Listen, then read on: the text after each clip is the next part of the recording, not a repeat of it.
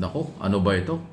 Mukhang hindi yata matanggap o nagulat yata until now o stress pa o paano si dating senador or senador Bong Revilla doon sa pagkatalo niya sa nakalipas na eleksyon sa ilalim ng alyansa para sa pagbabago ng administrasyon nga po.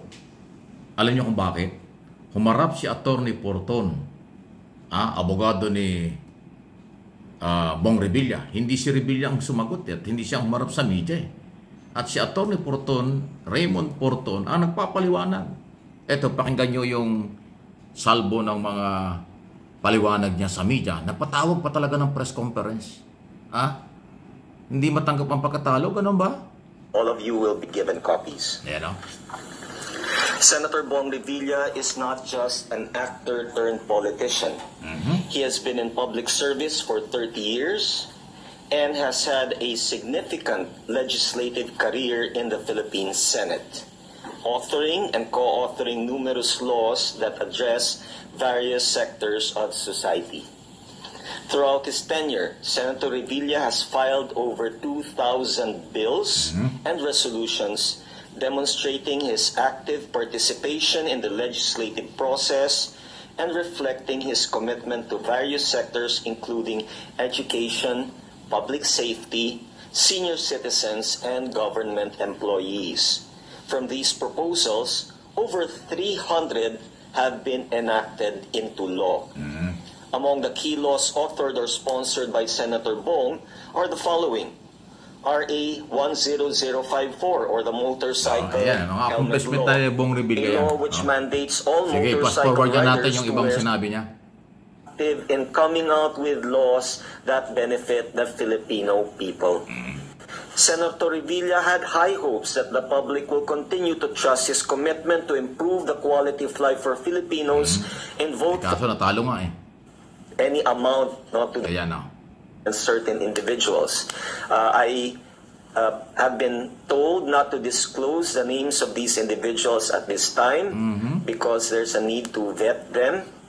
But definitely, Senator Revilla will be coordinating with the NBI to find out the bona fides of these people. Kasi yung mga iba ay mga pseudonyms lang yung gamit.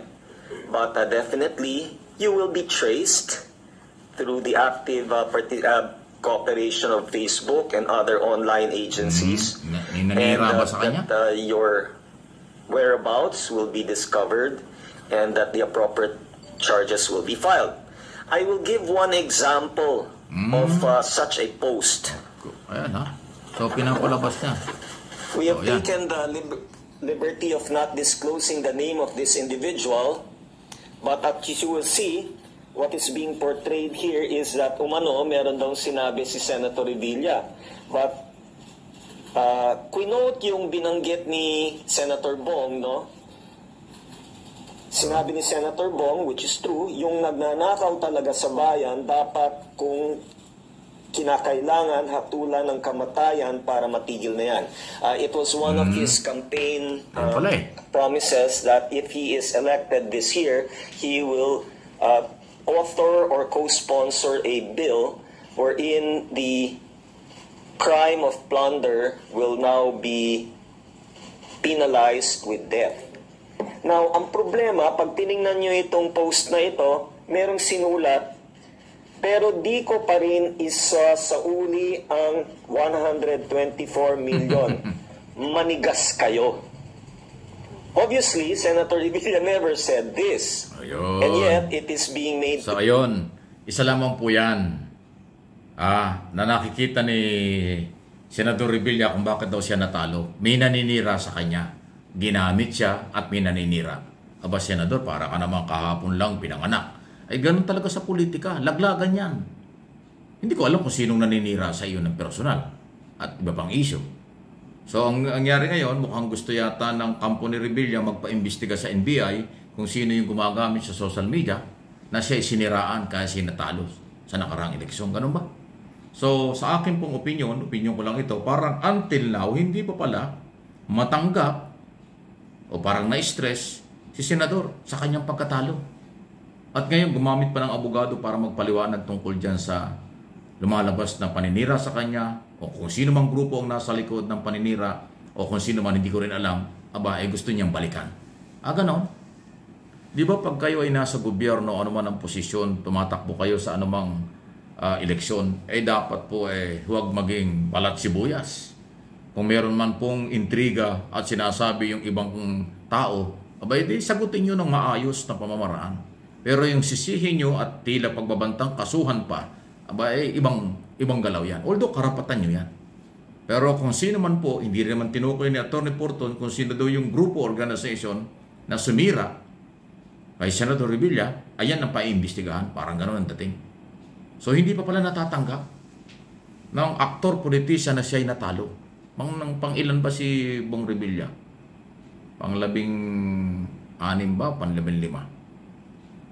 Or 14? Parang gano'n. Anyway, basta hindi siya pumasok sa top 12. So, ngayon,